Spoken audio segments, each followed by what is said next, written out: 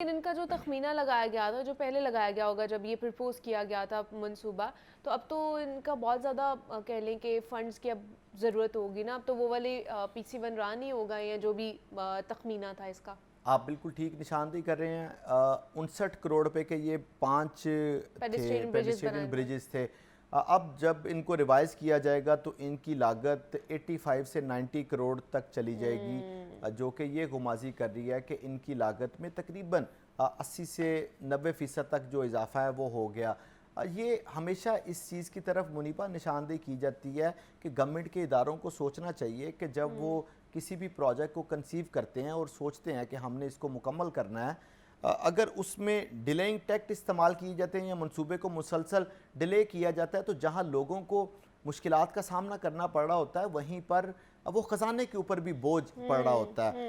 अब यही काम जो 60 करोड़ रुपए में होना था वो अब जब 90 करोड़ रुपए में होगा तो 30 पहले भी जो 60 करोड़ रुपए या 59 करोड़ रुपए थे वो भी हमारे टैक्सेस के पैसे से और जो गवर्नमेंट ने हमारे चलान करके हमसे रेवेन्यू जनरेट किया उसी से बना रहे थे। अब जो उसमें मज़ीद 30 करोड़ रुपए ऐड होने वाला है वो भी हमारे टैक्सेस और हमारे जुर्मानों से और हमसे लिए गए हमारे चलानों से लिए गए जो पैसे हैं उनसे बनाना है। तो आपने बिल्कुल ठीक निशानदेही की।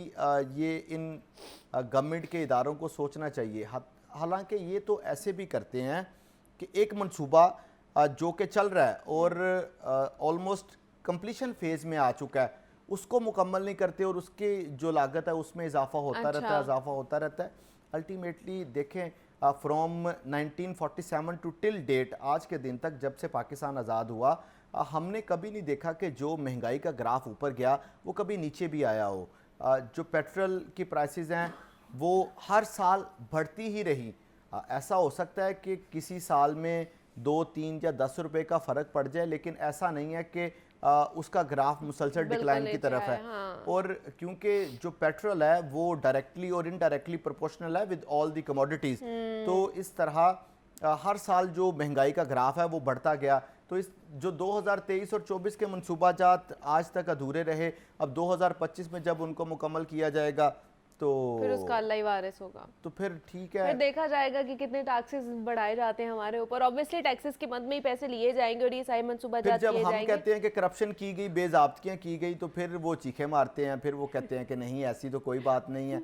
तो भाई ये कितनी बड़ी बेज़ाब्तगी है कि देखें मुनीबा, एक इनका साइकिल समझें और आपके नाज़रीन इनका साइकिल समझें कि एक ब्यूरोक्रेट है और उसके साथ नीचे एक टेक्नोक्रेट की टीम है।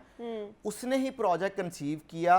फॉर इंस्टेंस हम कह देते हैं कि उसने ही ये ब्रिज किया कि हम लिबर्टी पे ब्रिज बनाएंगे, उसने प्रोजेक्ट कंसीव कर लिया, उसी ने ही उसकी लागत बनाई कि हाँ जी ये इतने का बनना चाहिए, उसको अप्रूव कर दिया गया। वही इंजीनियर, वही टेक्नोक्रेट कहता है कि मैं 1 साल के अरसा में इसको मुकम्मल कर लूँगा, उसको भी मंजूर कर दिया जाता है। वही टेक्नोक्रेट, वही ब्यूरोक्रेट उसको 1 साल के अरसा में मुकम्मल नहीं करता। तो वो कहते हैं कि आप ही लान कचहरियाँ थे, आप ही करन फैसले, खुद ही आप कचहरी लगाते हैं, खुद ही फैसला करते हैं और खुद ही बाद में कहते हैं ओहो हमने फैसला ठीक नहीं किया।